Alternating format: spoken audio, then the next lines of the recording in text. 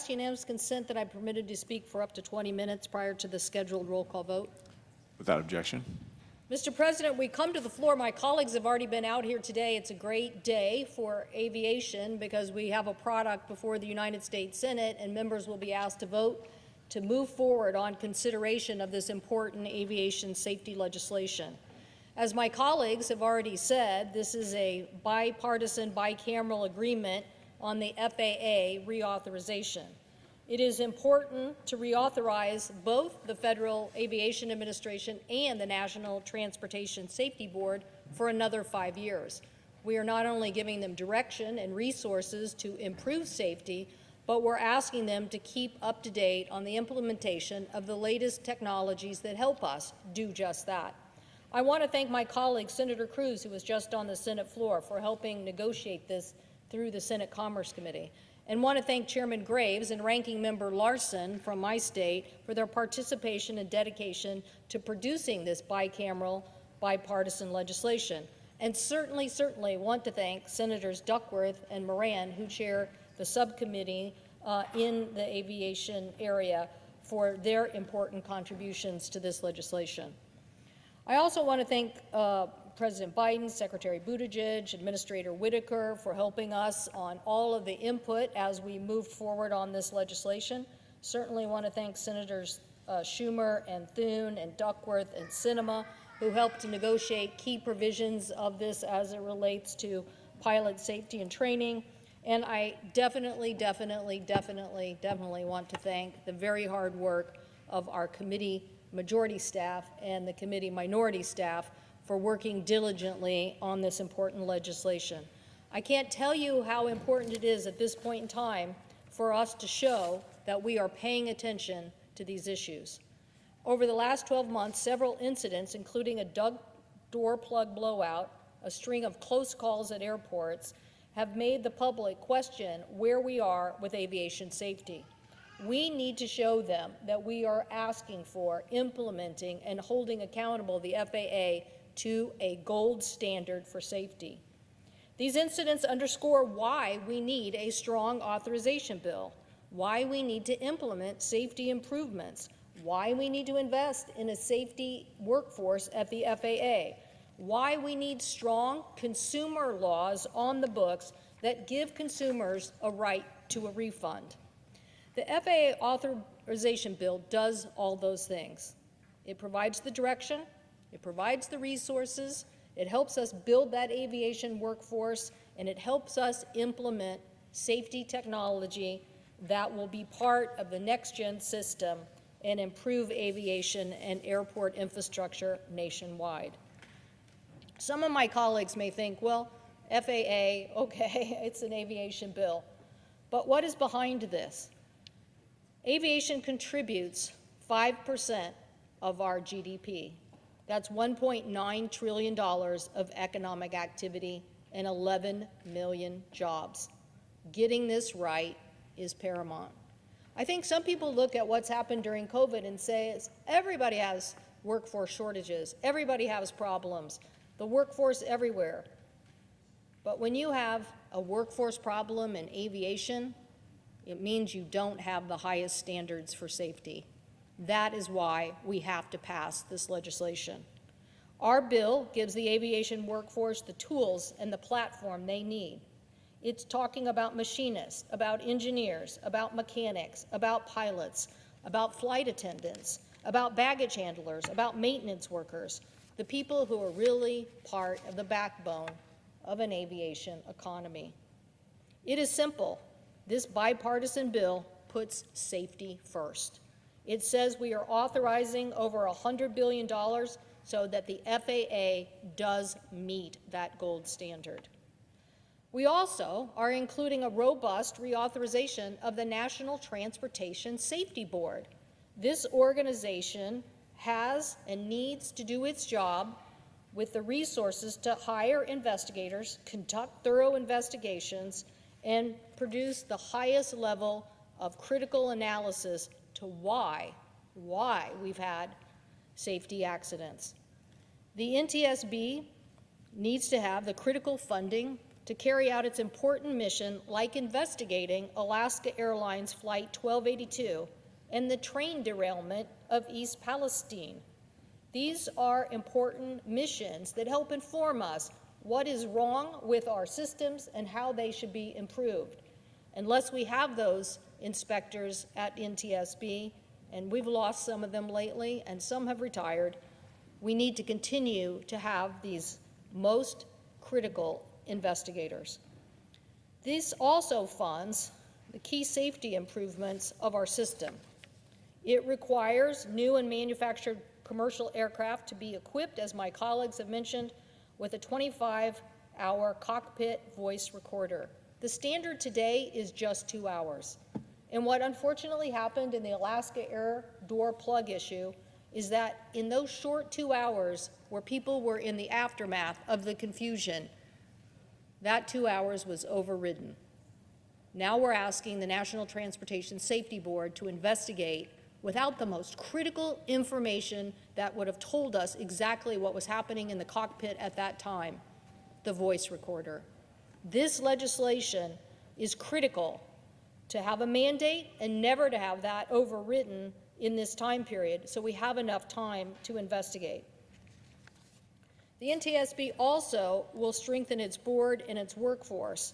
It investigates more than 2,600 accidents every year. However, it has had the same number of people and staff for decades.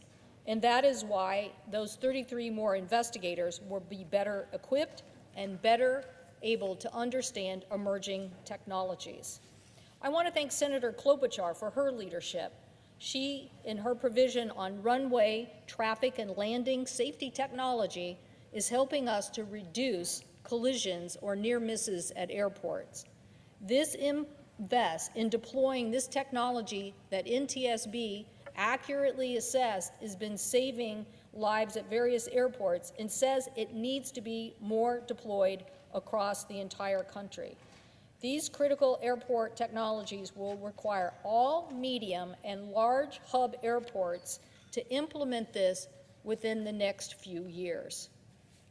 Building on the Aircraft Certification and Accountability Act, the bill that we passed in the aftermath of the 2 Boeing MAX crashes, this bill continues to make reforms in aircraft certification to ensure that planes we fly meet the highest standards of the FAA. To further the reform certification, we require the FAA provide public notice and opportunity to comment on significant aviation product design changes. A lot of the confusion in the MAX incident of the MCAS system is people said they didn't know or didn't understand. This provision ensures the transparency for those proposed exemptions for the current airworthiness standard. It puts the flying public and, unfortunately, families who've been impacted more in the driver's seat of understanding what changes are being proposed to airplane certification. It also requires the recurrent training and stronger standards for manufacturer representatives who act on behalf of the Federal Aviation Administration as unit members to understand the manufacturing process. This includes strengthening the members' understanding of what are the international aviation standards from ICAO, the safety management system, which is the gold standard for safety, and a key recommendation of the expert review panel's report. To ensure safety concerns, also, this legislation includes an analysis of what are called service difficulty reports and regular updates to Congress. Service difficulty reports are information filed by pilots every day after a flight that tells somebody this happened in our carrier, this incident happened. And we are strengthening the requirement for the FAA to analyze that information early and frequently and give Congress updates on this. Again, something requested by the families of the MAX air crash incidents. Additionally, we authorized $66.7 billion to boost the FAA staff and programs and resources to strengthen the oversight of the manufacturing process. This is critical in providing what are called safety inspectors by the FAA. These are people we hire and train at the FAA. They go to a community college and take a safety course, and they are required to understand what are the obligations of a manufacturer to implement the code that the FAA has. These these individuals from the FAA have, we need a more aggressive investment in them, their training, their skilling, their ability to stay current on the latest and greatest technology. To better support the FAA's oversight, the agency is required to revise and implement and update these safety inspector models so that we can increase the responsibilities. In 2021, the the Department of Transportation inspector highlighted that staffing shortages by the FAA's Flight Standard and Certification Management District offices were critical. Mr. Chairman, Mr. President, I want to take a moment to give my condolences to the family of Ian Wan. Ian Wan was one of these people who helped understand the certification process at what is called the Seattle BASU office. That's the office of the FAA that oversees certification. We need people to stand up like Ian Wan did and said that the certification is only good when the FAA says it's good. And that's the kind of people we need in this system. And we recently lost Ian to cancer, but we'll remember his dedication to getting aviation right. The Professional Aviation Safety Specialist, PAS, representing the FAA safety employees, estimates that the FAA is currently experiencing a 20% shortage of safety inspectors. So implementing a revised model helps us better capture the inspector workload, what it takes to ensure the next generation of technology is fully understood, and to make sure that operators and manufacturers are complying with the law. I also want to thank Senator Schatz for his helicopter tour safety provision. Many people know how many people travel to the state of Hawaii to travel on air tours and around those beautiful islands. But that important safety responsibility has to be clear to those independent operators that they are going to meet the highest standards when moving the public around. Another safety provision win in the bill by Senators Baldwin, Capito, Welch, called the Global Aviation Maintenance Safety Improvement Act, will strengthen the FAA's oversight of foreign repair stations and create a more level playing field. Unfortunately, as aircraft maintenance went overseas and the FAA didn't have enough inspectors, where did they not inspect the maintenance and repair of aircraft? In those overseas repair stations. But now we are taking away any incentive for someone to go do that overseas, because the FAA will be there, will inspect, and make sure that we're meeting the standard. So this will help us bring this back to the United States. There are nearly 1,000 FAA certified maintenance and repair stations operating outside the United States, and we have to make sure that they are properly regulated.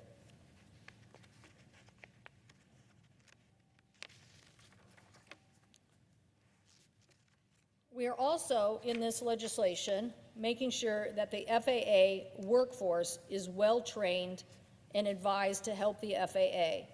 It helps recruit skilled technical and expert staff to ensure that manufacturers don't take shortcuts. It helps the FAA do more direct hiring to quickly fill these positions. And one of the most important aspects of the legislation is our most pressing workforce problem, and that is the shortage of over 3,000 air traffic controllers. Everyone knows that these air traffic controllers are what guide us every day to the safety of our destinations. This bill recognizes that we have shortchanged that investment, with air traffic controllers sometimes working as much as 6 days a week. We need a workforce that is going to continue to tackle these challenges, and this bill makes the investment so that happens. We've seen the FAA fall short of goals before in workforce training, but this staffing model and the FAA staffing committed to in this bill will help us fill that gap. I want to thank Senators Klobuchar, Duckworth, Warnock, Moran, Thune, Peters, and Kelly for their workforce development grant program in this legislation. It helps us grow pilots, mechanics, engineers, and technical workforce and streamline the job pathway for veterans who have real skill in the military and can more easily help us fill these aviation roles. Our bill requires the GAO to also study airport workers' standards, a step towards getting our baggage handlers and our ramp workers and our aircraft cleaners the pay and benefits they deserve. This bill also does something for the first time for consumers. It says that you deserve a refund after a 3-hour delay, even if you have a non-refundable ticket. You also deserve a refund for an international flight if it's been delayed for 6 hours. And you can get that refund immediately by talking to the carrier, or if you decide you just don't even want to be on the delayed flight, you can get a refund. I want to thank Senators Markey and Vance for a mandate in the bill that says families get to sit together and you can't charge us more. If the airlines break these rules, guess what happens? The DOT Assistant Secretary is authorized to issue penalties up to $75,000 for fines and penalties to have a strong deterrent here. I also want to thank Subcommittee Chair Duckworth for her leadership in making sure airlines better accommodate passengers with disabilities. It's because of her unbelievable advocacy here that we are going to reduce the damage that is done to wheelchairs and to the passengers who have to make these flights for their own needs. And certainly thank Senator Duckworth as one of our national heroes and veterans for her unbelievable pilot expertise in helping us.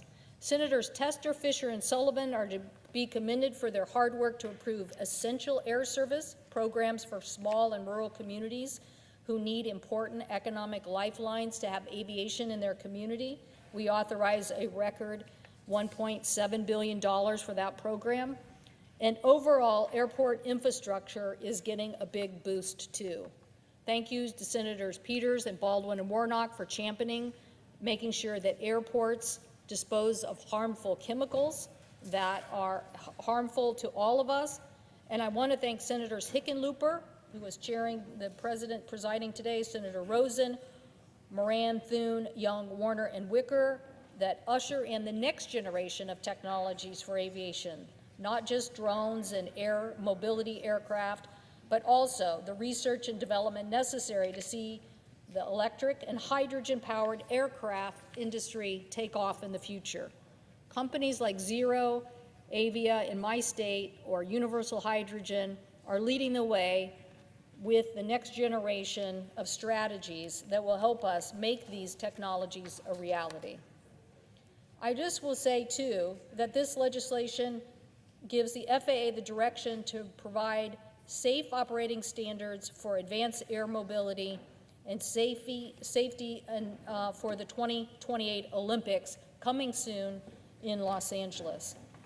And I also thank Senators Thune and Warner for their legislation creating a pathway for drones to operate beyond the visual line of sight, which we've also included in this bill, and to make sure Senator Rosen's hard work on the legislation for grants so states can improve the U.S. manufactured drones, inspect and repair, and critical infrastructure.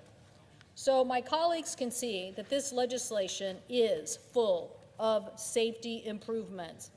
It helps address a huge part of our U.S. economy. It helps make the aviation system today work better and guarantee that we are going to continue to focus on this for the future. So I thank all my colleagues. I urge them to support the motion to move forward on this legislation that we will be taking shortly and get this to the House before the May 10th deadline. It is great bipartisan work, bicameral work, but most important, it is safety improvements for our aviation system. I thank the President, and I yield the floor.